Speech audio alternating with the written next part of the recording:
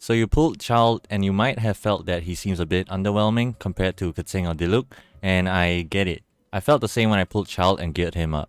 But after a few days of practice and making a few changes, he eventually became my main carry in the later floors of Spiral Abyss as well as some domains, and I'm not even joking when I say this, but he is actually able to dumpster both Diluc and Katsing against multiple enemies, but you're probably here just for his single target issues, so don't worry because I got you covered.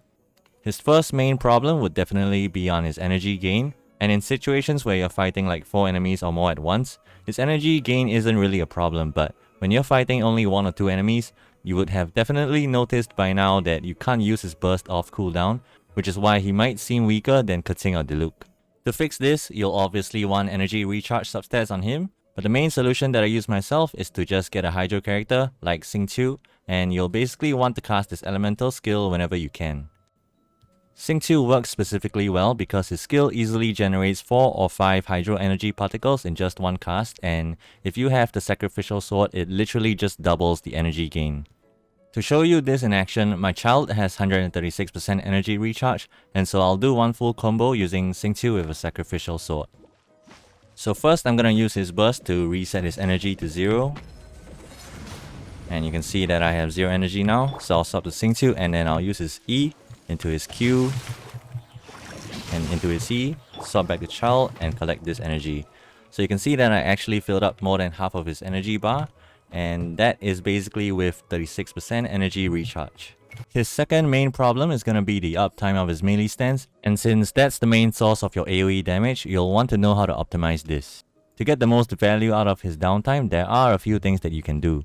The first would be to cycle your party skills, and this sounds basic, but to optimize this, you will actually need to be aware of how long you stayed in his melee stance, while also being aware of the cooldowns of your other characters at the same time. You probably already know that swapping Child out will end his melee stance, while also putting it on a cooldown, so if you swap to another character and you can't cast anything, then you would have practically just wasted the DPS uptime of his melee stance, and you'll realize that you just can't go back to his melee stance to fix this. The second thing to do would be to use your bow as a filler, and you only do this when you don't have any skills to cycle. Again, this sounds simple, but I do have an advanced tip for you. So when you swap him in, you'll have to look at his cooldown, and from there you'll judge how many charged shots you can do. One charged shot takes about 1.6 seconds, so if I see that my cooldown has 10 seconds left, that means that I can do 6 charged shots before going into melee stance. Note that his firing mode is currently bugged as of patch 1.1, and there is some kind of delay when you use his firing mode. And to show you what I mean, with a 10 seconds cooldown on my melee stance, I can actually only do 5 charged shots in firing mode as compared to 6 manually.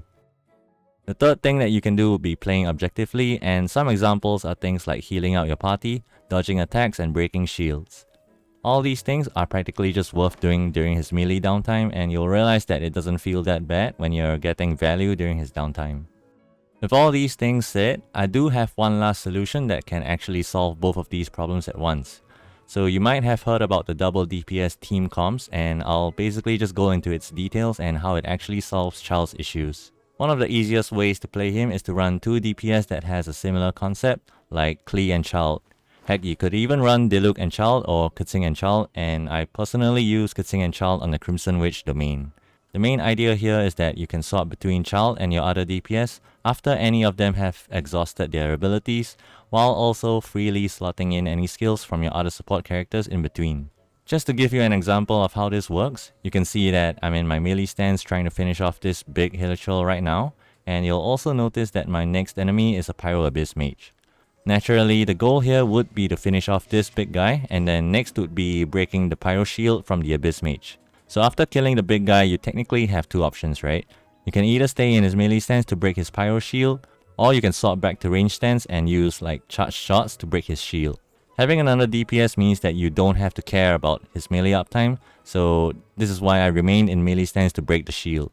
But if you only have Child as your DPS, then maybe swapping to range stance could be better. During the melee downtime, first you're gonna run all the way to the Pyro Abyss Mage, then you're gonna break the Pyro Shield and cycle your skills from your other characters, and when you swap back to Child, his melee stance would be ready by then. So this is the type of decision making that will be absolutely crucial for you to make Child compensate for his weaknesses and therefore perform as well, if not better, than Katsing or Diluc. So if this helped you, do hit the like and subscribe to help with the algorithm, and it also tells me that these guides are actually useful for the viewers.